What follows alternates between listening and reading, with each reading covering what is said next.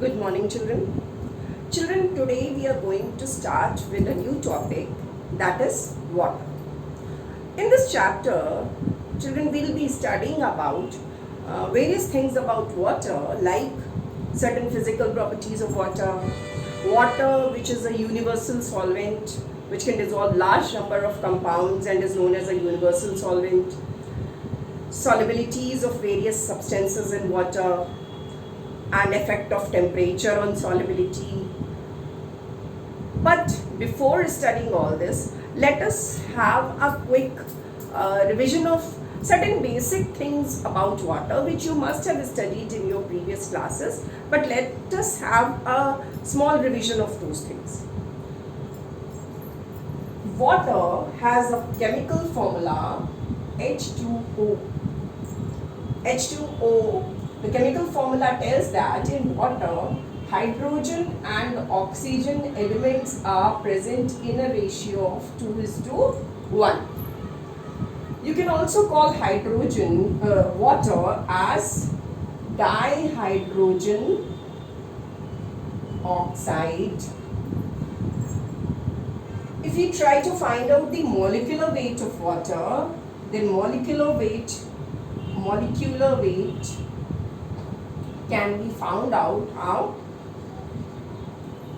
Water has 2 atoms of hydrogen and weight of 1 atom is 1. So 2 into 1 plus oxygen, atom has atomic weight 16. So it comes to be 2 plus 16, that is 18 gram molecular weight of water.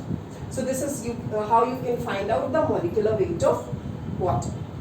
Now, after seeing the molecular weight of water, let us see, we are calling water as a compound. Why do we call water as a compound? First, we will see that. You must have studied the properties of elements and compounds in your junior classes, and you have seen that water is called a compound. Why? So, let's see it once more. Water is a compound. So what are the properties of compounds actually? Compounds, first property, that they have a fixed ratio of elements. And in water, hydrogen and oxygen are present in a ratio of 2:1. Wherever you get water from, water has hydrogen and oxygen in a fixed ratio.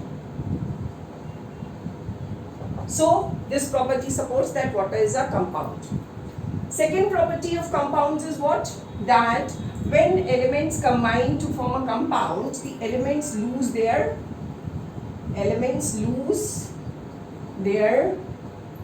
individual properties and get a new set of properties.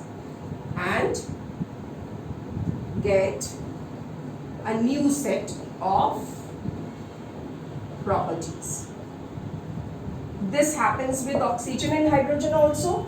Hydrogen and oxygen combine and lose their own properties to form water.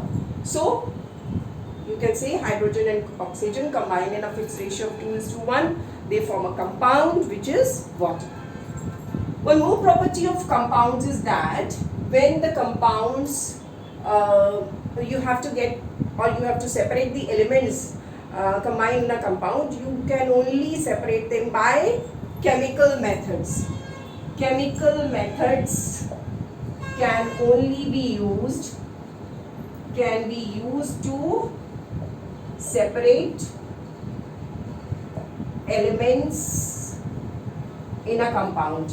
And you have learned about water that hydrogen and oxygen can be obtained by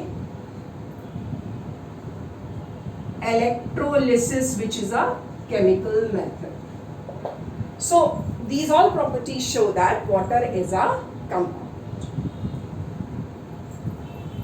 We have with this discussion, we have come to this final result that water is a compound and not an element. Now in the next video, we will be discussing about certain other things about water.